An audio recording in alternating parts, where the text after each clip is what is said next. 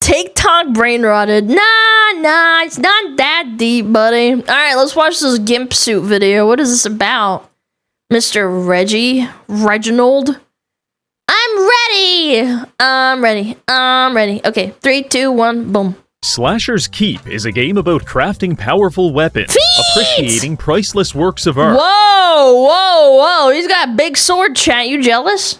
Slapping men with your leathery sack, and much more, all wrapped up in what can only be described as an experience. This game has been enjoyed by the same 9 people for the past 5 years, and I'm one of them. So today we'll be exploring Slasher's Keep, reviewing the gameplay, and discovering how to break the game and become God. But first, I have to tell you something. Okay. 2 years ago, I was a terrible chef. It didn't matter what I was cooking, I would invariably find a way to mess it up, which was typically followed by a prolonged and violent mental breakdown. Every day, I went to war in my kitchen, and something as simple as flipping an egg could take as long as 7 hours and cost me hundreds of dollars. Oh my god, Homemade pasta, mister. I simply don't know where I'm going wrong. Dude, Reggie needs a Reggie wife. What the fuck is this? I was certain that my culinary bankruptcy would eventually result in my death until I found the sponsor of today's video, Factor. Factor is a meal delivery service offering a wide variety of healthy, delicious, and ready-made meals delivered right to your doorstep. Even someone with my condition can prepare these meals. Just 2 minutes in the microwave and you're good to go. These are restaurant-quality dishes with over 80 weekly options, ranging from nutritious vegetarian stir-fry to high-protein beef fillet. And if you're picky, swap out your protein at no extra cost. This isn't the typical slop you might find in my... The $2 steak, let's go! Kitchen. It's healthy and delicious food inspired by several cuisines such as American, Asian, and Mediterranean. Above all else, I personally value Factor for its convenience. You see, I follow a strict workout plan, and Factor gives me... Wait, pause. I saw Chase Women at Night. Is that Billy Harrington? Aww. Hold on, go back. I'm trying to get the right frame. Fuck. There we go. Okay. Chase Women at Night, 2 hours. Chase Women at Night, 2 hours. Break day. Hide in plain sight. Learn their running routines. Chase Women at Night. Very based. And Factor gives me the time and energy I need to be at my best. Whether your goal is to put on some muscle or lose some fat, Factor's diverse selection of... meals is to put on some I love the ones that are like before and after you change race. Never give up. Become a big black powerlifter today. Factor's diverse selection of meals and carefully detailed nutritional information can help you on your journey. So what are you waiting for? Skip the dishes, simplify healthy eating, and above all else, avoid destroying your oven every time you try to make a casserole by visiting factor75.com or clicking the link below and using code ReggieFB50 to get 50% off plus free breakfast for 1 year. That is amazing. Thank you, Factor. Now back to the video. Thanks.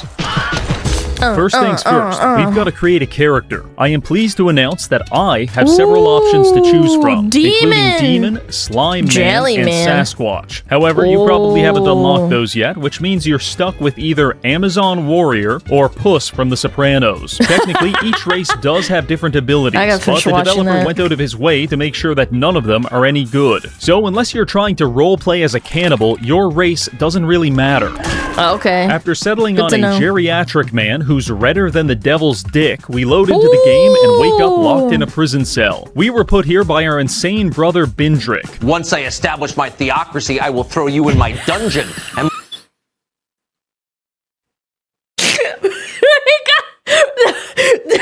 Dude, Tucker sounds like a medieval fucking, what is it called? Not jester, like one of those like guys that overthrows the king. Let you rot for eternity. And it doesn't sound like we're getting out anytime soon, until you realize the cell door isn't actually attached to anything, and you can just push it over.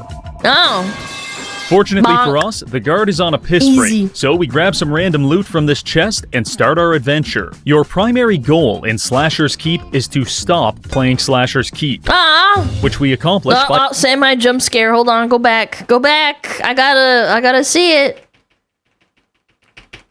Sorry. Trying to... What if we kissed in the FEMA death camp? JK, unless. Okay. Alright. Which we accomplish by escaping the castle. Depending on how you set up your game, this could involve fighting through as few as 10 floors or as many as 70. Each time you die, it's back to floor 1 with no gear, no money, and a new hole in your drywall. However, despite dying, you maintain most of your stats, which means that over several runs, you can slowly build up a stockpile of strength, dex, and intellect to compensate for your lack of skill. Oh, the camera's on. The camera's been on the whole... Is that when he beat his meat on stream? Yeah, it's when he beat his meat on stream, isn't it? Time, huh? Eventually, you'll become an unstoppable killing machine, one-shot the final boss, and escape the castle. Yay! But is any of that actually fun? The answer is, I think so. It's fun in the same way that using a ham radio to sexually harass truck drivers is fun. I'm over here stroking my dick. Which is to say, at first, it's very awkward. But once you settle into it, it's a great way to spend your night. Man, I'm a freak, man. During this adventure, you'll encounter multiple strange characters and even participate in side quests, which you can pick up from a talking face in the wall. Destroy the child. Corrupt them all. Traditionally, I don't recommend listening to voices in your head when they command you to kill people in increasingly deranged ways. If I chop you up in a meat grinder, and the only thing that comes out that's left of you is your eyeball, you're probably dead! But the rewards are very compelling. Beg your pardon? You see, at its core, this game is about getting loot and stabbing people. So let's take a look at the equipment. By killing enemies, finding treasure, and interacting with the merchant, we can access a diverse selection of armor. And the developer has invested hundreds of hours into making sure that regardless of whatever combination of clothes you equip, you will always look like a gay medieval prostitute. Imagine an entire dungeon where this is the coolest guy. Truly, he even cosplayed as himself, a green slime man. Remarkable. In addition to armor, there's also a variety of weapons ranging from battle axes to a bundle of bananas taped on the end of a stick. And if you prefer magic, we've got that too. There are several different types of wands you can use, but I'll put this bluntly. In terms of combat effectiveness, low-level wands are about as useful as pissing in your cupped hands and splashing it at the enemy. Doesn't hurt unless you get them in the eyes, and even then, you're going to run out of ammo before you know it. But perhaps your most powerful weapon of all is the humble sack.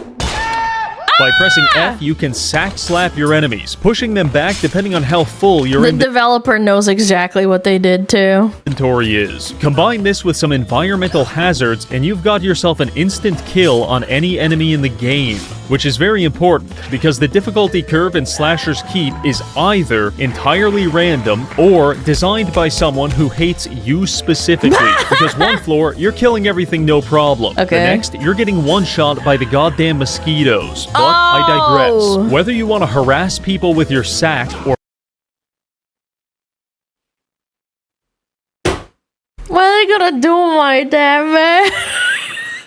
or bludgeon them into submission with a beef leg doesn't really matter. What does really matter is what skills are on your weapon. Each piece of equipment provides you with unique abilities. For example, these shoulder pads give me Mind Blast, which means that whenever I decapitate an enemy, their decollated head will turn into a grenade and hopefully kill their allies. That's so cool! The reason skills are important is because you can permanently learn them, so that even when you die and lose everything, you'll still have a collection of strange and vaguely useful abilities to fall back on. Not only can we learn these skills, but we can also level them up, which results in some fascinating gameplay outcomes. For example, Iron that sounds Skin like a gun. gives us a 2% chance to become invulnerable upon taking damage. But if we level this up 98 times, that chance increases to 100%. So whether you're getting stabbed repeatedly or standing in a stream of molten lava, it doesn't matter. You are functionally invincible. There's an overwhelming number of skills, but I'll tell you about the best ones and the most questionable. Skill number 1, Golden Tongue. This might be the best one in the game because with only a single point in it, we can now get one free item from a shop on every floor. Legendary artifact weapon worth thousands of gold? Yeah, I'll take the 100% discount and then sell it back to you for a profit. Speaking of discounts, if you continue leveling Golden Tongue, you'll get a shop-wide discount. For example, I have a 1700% discount discount on all items I purchase. Every time I buy anything,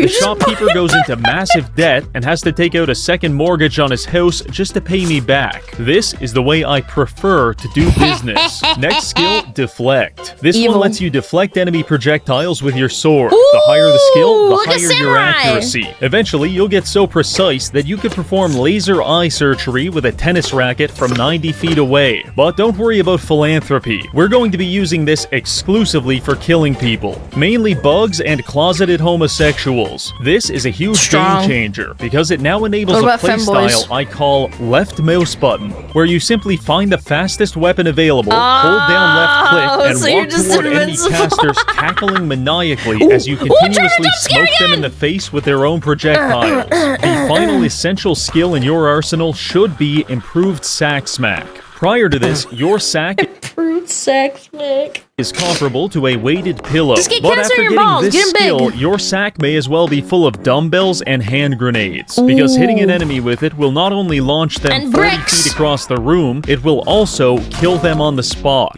My final note on the topic of good skills is that any skill can be good if you're willing to level it up 400 times. Pyromastery increases our fire damage 600%. Not bad. But now that it's level 400, it increases fire damage by 40,000%, which turns our fire wand into a portable death sentence for everyone in the room. In fact, the blast radius is so large that it's also a death sentence for people outside of the room. Moving on to some less practical skills, we have flame walking. Every time you attack, there's a chance you light your footsteps on fire, which can damage your enemies. And if you combine it with our 40,000% fire damage, it's going to... That's like, there's a Sork spell in Diablo 2. When you activate it and walk, it leaves behind fire. Kill them every time. I know that sounds cool, but it's really not cool when you walk into a pool of oil and accidentally self-immolate. So you might want to hold off on that Illidan Stormrage cosplay. Next terrible skill, exothermic shrinomancy. Just got out of a crazy fight with like 10 health? Don't worry, there's a healing shrine right over there. And now with exothermic shrinomancy, it will explode after use, likely killing you in the process. Why would I want this? In a similarly disappointing vein, we have the arachnophile ability. All over the map, there's spiders that you technically can eat, but no one does that because it deals damage and makes you shit yourself. However, with the arachnophile trait, we can eat those spiders to restore a small amount of ammo to our wand, but we still take damage and shit ourselves. Far be it for me to judge, but if you ever find yourself sitting in a dungeon eating bugs while covered in your own feces and vomit, you've probably made some bad choices. Lastly, we have the fun skills, starting with the denotificator. Many years ago, what? Don't tell Bao about this game, excuse me? There lived a wild man named Ruprecht. Once a year, he would emerge from his hovel and creep through the neighboring villages, giving gifts to the well-behaved youth. The naughty ones, however, he would beat them half to death with his rod. That divine duty is now ours, because this skill allows us to beat the ever-living shit out of our enemies until they drop gifts for us. Honestly, I don't even care about the gifts that much. Half the time, I just leave them there. But getting the gifts, I like that a lot. It makes me feel like I'm extracting a confession out of a serial killer. You fuck young boys, Valdez. Are you a madman? It's just very fulfilling. Other than that, you could run Force Knight. This increases your physics-based damage. So now it's entirely possible to blow a man's head off with a wooden crate. And once your skill is high enough, you don't even need the crate. You can just accelerate your enemies into a wall at 900 miles per hour and snap their neck like a twig. Also, you can use this perk to prop surf, which can be useful for taking shortcuts and finding treasure. Just make sure you don't accidentally glitch out of the map, because you'll get stuck in a 5-minute loading screen, followed by an ominous message which reads, "I've failed." At which point, congratulations, you've broken your save file. So keep it simple and beat people to death with chairs. Then, if you're feeling special, you can use the scrap collector skill, which lets you disassemble human bodies into spare weapon parts. Speaking of weapon parts, crafting is a big part of the game. Over time, you'll loot different components and trinkets, which can then be arranged and that's sick. Assembled into your own custom weapon. I call this one Tarantino's Delight. Because he likes feet. I get it. And I've got about 20 different models of the motherfucker. Crafting weapons is a test in which there are no wrong answers. So grab a blade, put the handle on backwards, sprinkle some random bullshit on it, and you're good to go. So that covers your weapons and really skills. Fun, now let's take a look at the dungeon itself. As you progress through each floor, you will explore 3 breathtaking biomes, which I am incorrectly titling Sex Dungeon, Platforming Hell, and Some Guy's House. Each one has its own unique traps, puzzles, and denizens. So let's start at the beginning. Very Canadian. The Sex Dungeon, yippee! This biome raises some red flags. The entire place is covered in oil and vaguely pornographic subject matter. She's gonna eat the Spodie! Oh, she's got them nippies out too. It appears to have its own Epstein client list. Are you still talking about Jeffrey Epstein? Are you still talking about him in chat? Stop talking about Jeffrey Epstein. That guy is so irrelevant right now. It's mandatory that you and another man smack each other with your sacks until one of you is dead. I don't know for a fact what goes on down here, but I can tell you confidently, I'm not drinking that wine. Point is, we need to escape. And to do that, we're going to have to kill a small army of zombies, warlocks, and naked mole rats. Fortunately, this is very simple. Not because I have a plan, but because the entire combat system is very simple. 95% of all enemies can be handled in the following manner. Hit them in the face. Wait for them to try to hit you back. Parry it and repeat. The worst part about this is the AI also wants to parry you, which results in most of your battles devolving into a high-stakes staring contest. With a combat system as thrilling as this, all you have to do is memorize some attack patterns. After that, combat becomes fairly trivial, and instead, your number one threat will be mankind's most quintessential enemy, your own stupidity. Nothing humbles the human spirit quite like ending a 7-hour run by accidentally jumping off a ledge. Furthermore, the Sex Dungeon has a wide variety of traps, many of which can one-shot you. We've got your classic spiky floor trap, swinging door trap, and the fan favorite slowly descending ceiling trap. This game also seems to get off on combining all of these together in a singular area. And when I have to try and navigate a hallway with floor spikes, swinging blades, magic missiles, and flying bugs, I start involuntarily convulsing. Now, if you do manage to survive all of that, you'll come across the first boss, the spider. She is very dangerous, so I treat her like I treat all women. I keep my distance and then dissolve her in acid. To accomplish this, simply run around the edge of the arena while jumping. After exactly 25 jumps, the spider will start laying eggs. Kill the eggs before they hatch, and then lure the spider into the acid puddles. This will kill her very fast. And if you're lucky, you'll get some great loot.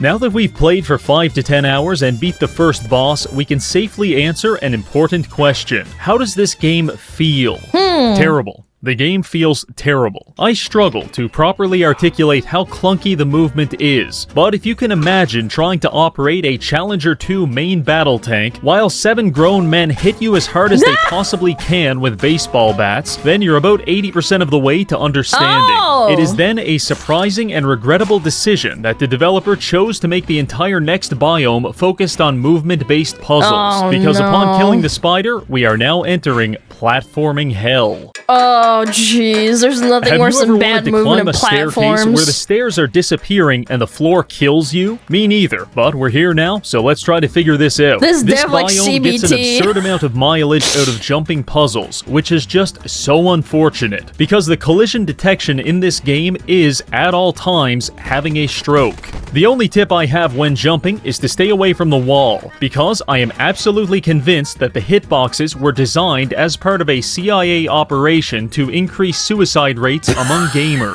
And goddammit, they're getting close. God damn it. Moving on, the traps in this biome are largely the same as before, with the exception of the swinging blades. Spike traps will make your run harder. Swinging blades will make your run shorter, so I recommend avoiding when possible. Moving on to the monsters, the only new addition here is the Charger. This guy is the exception to our rule about parrying, because he will one-shot you. The Charger is actually mildly terrifying, until you realize you can use the terrible collision detection against him, and perfectly counter him with a door frame, spike traps, or any wall that's not perfectly parallel to his line of attack. In my completely uninformed opinion, this biome is harder than Sex Dungeon. The Sex Dungeon had plenty of crates and shelves stocked with kielbasa, apples, and wine laced with Ambien, all of which was edible and restored HP. Tasty. However, the crates in this biome aren't full of food. Instead, you're more likely to find bloody surgical equipment and studded butt plugs. This makes a noticeable difference in your health economy. Why does so this make man sure to know what a stock butt up plug on those looks healing like? potions. That's what After I don't escaping know. this area, we proceed to the final biome, which I am now renaming Vancouver, because it has the facade of a nice place. However, it's full of meth heads that want to stab you. In general, the manor is much more puzzle-centric. Vancouver. Interact with strange machinery. Climb into someone's septic tank. Enter secret codes into hollowed-out books. Confirm? And hold on. Is that painting looking at us? Yeah!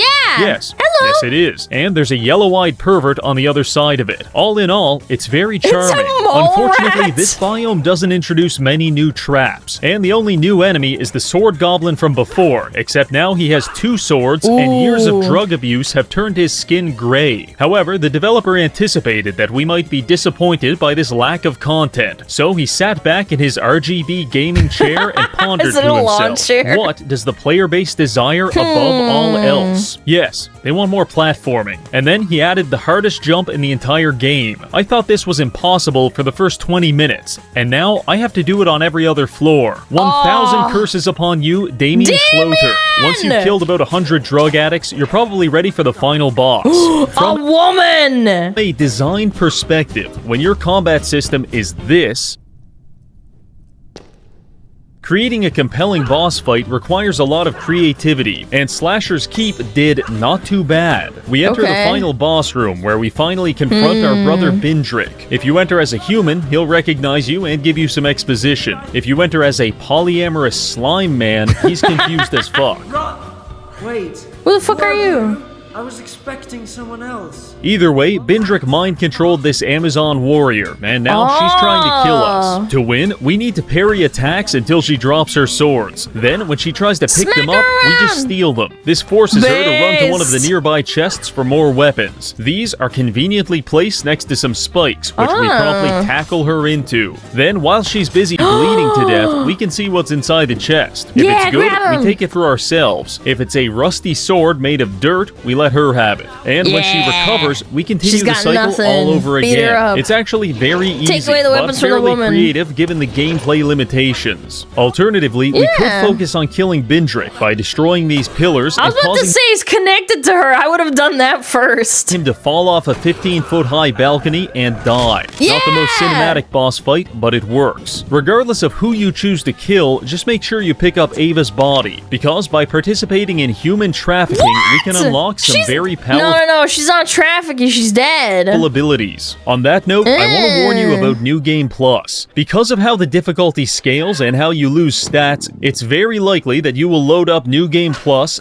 die once, lose all of your good gear, start over with shit gear, and keep dying. With each death, you lose more stats until you've basically soft-locked your game, because it takes you 20 minutes to kill a single zombie and everything now one-shots you. There's no sophisticated solution to this. You just have to be better. Once you've achieved some level of stability, you're ready to start using Alchemy. This is a component of the game that I recommend ignoring until you get to higher difficulties, because it actually breaks the game. We'll start off simple. You can loot or purchase flasks throughout your adventure, and by mixing different liquids into them, you can create hundreds of different elixirs. Some of these are decent, and others... What is it, these indie game devs and being tizzed up as fuck? Such as Mega Wine, just make you black out and wake up on floor 1. Not great. However, beyond that, there exists a brand of alchemy that will turn you into a god. Here's how it works. It's all about scrolls and grease. Let's start with the Cyberthurgist's cryptograph. These scrolls can be looted or purchased, and when used, they consume a piece of armor and permanently add 20% of the armor value to your character.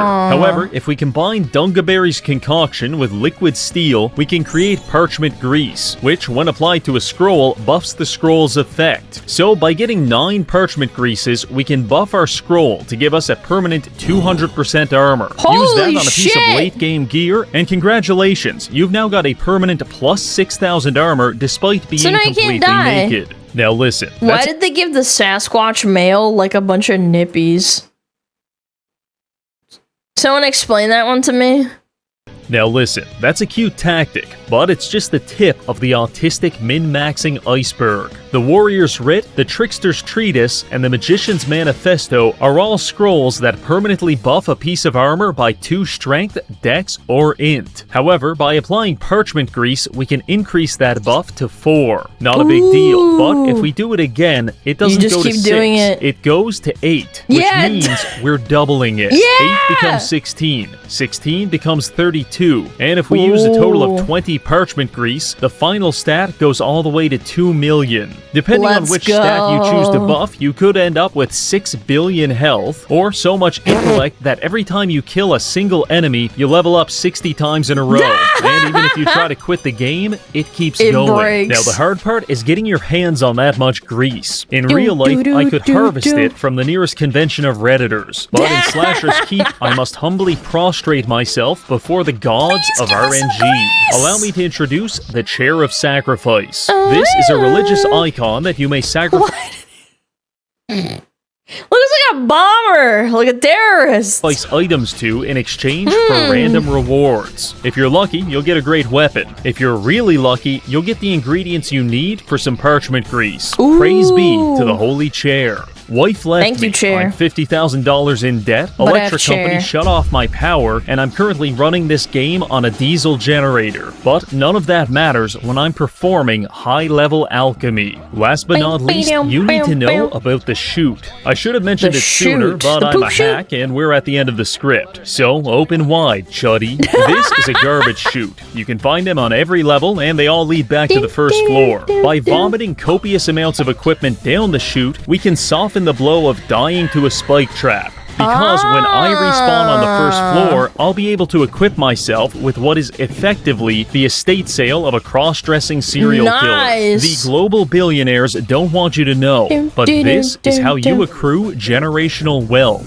There are other useful strategies and exploits, but honestly, once you've got 6 billion health, I think you've done enough min-maxing. So in conclusion, Slasher's Keep is an exciting and enigmatic example of combining several mediocre systems into a finished product which is greater than the sum of its parts. I hate the movement, I hate the combat, I hate the races, I even hate the goddamn mosquitoes. And yet, I love this game. 10 out of 10 experience. Declaring war on pottery and eating dungeon kielbasa has never felt better. Thank you to this month's patrons for supporting the channel, and finally, thank you for watching.